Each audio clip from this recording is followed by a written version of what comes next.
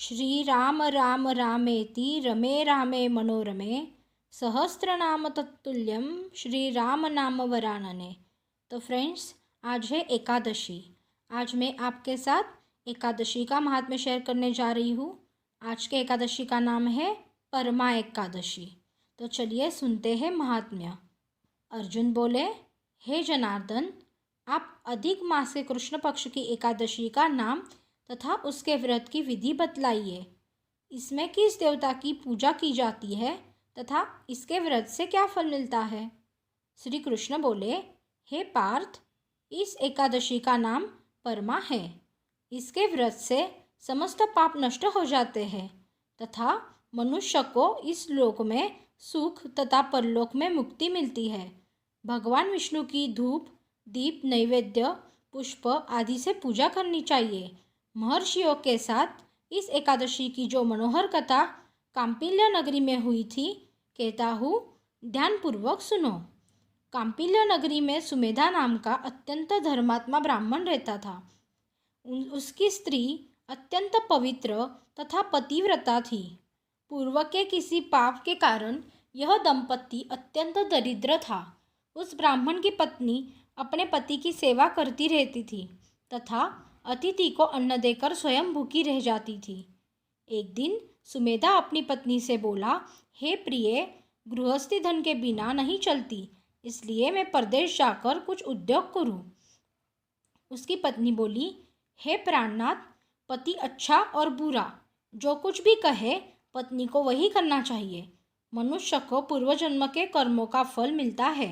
विधाता ने भाग्य में जो कुछ लिखा है वह टाले से भी नहीं टलता। हे प्राणनाथ, आपको कहीं जाने की आवश्यकता नहीं। जो भाग्य में होगा वो यही मिल जाएगा। पत्नी की सलाह मानकर ब्राह्मण परदेश नहीं गया। एक समय कौंडिन्य मुनि उस जगह आए। उन्हें देखकर सुमेधा और उसकी पत्नी ने उन्हें प्रणाम किया और बोले, आज हम धन्य हुए। आपके दर्शन से हमारा जीवन सफल हुआ। मुनि को उन्होंने आसन तथा भोजन दिया। भोजन के पश्चात पतिव्रता बोली, हे मुनिवर, मेरे भाग्य से आप आ गए हैं। मुझे पूर्ण विश्वास है कि अब मेरी दरिद्रता शीघ्र ही नष्ट होने वाली है। आप हमारी दरिद्रता नष्ट करने के लिए उपाय बताएं। इस पर कौंडिन्य मुनि बोले, अधिक मास की कृष्ण पक्ष की परमा एकादशी के व्रत से समस्त पाप, दुख और दरिद्रता आदि नष्ट हो जाते हैं। जो मनुष्य इस व्रत को करता है वह धनवान हो जाता है। इस व्रत में कीर्तन, भजन आदि सहित रात्रि जागरण करना चाहिए। महादेव जी ने कुबेर को इसी व्रत के करने से धनाध्यक्ष बना दिया है। फिर मुनि कौंडिन्य ने उन्हें परमा एकादशी के व्रत की विधि कह सुनाई। मुनि बोले, हे ब्राह्मणी, इस दिन प्रातःकाल नित्य कर्म से निवृत्त होकर विधि पूर्वक पंचरात्रि व्रत आरंभ करना चाहिए। जो मनुष्य 5 दिन तक निर्जल व्रत करते हैं वे अपने माता पिता और स्त्री सहित स्वर्गलोक को जाते हैं। हे ब्राह्मणी, तुम अपने पति के साथ इसी व्रत को करो। इससे तुम्हें अवश्य ही सिद्धि और अंत में स्वर्ग की प्राप्ति होगी। कौंडिन्य मुनि के कहे अनुसार उन्होंने परमा एकादशी का 5 दिन तक व्रत किया। व्रत समाप्त होने पर ब्राह्मण की पत्नी ने एक राजकुमार को अपने यहाँ आते हुए देखा। राजकुमार ने ब्रह्मा जी की प्रेरणा से उन्हें आजीविका के लिए एक गांव और एक उत्तम घर, जो कि सब वस्तुओं से परिपूर्ण था, रहने के लिए दिया।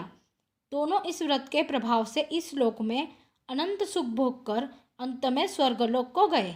हे पार्थ, जो मनुष्य परमा एकादशी का व्रत करता है उसे समस्त तीर्थों व यज्ञों आदि का फल मिलता है।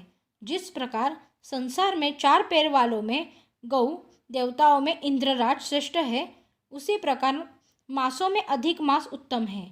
इस मास में पंचरात्रि अत्यंत पुण्य देने वाली है। तो फ्रेंड्स, हमारा एकादशी महात्म्य यहाँ पे समाप्त हो रहा है। अगर आपको एकादशी महात्म्य पसंद आया है तो प्लीज़ लाइक, शेयर और सब्सक्राइब ज़रूर करिए। Thank you.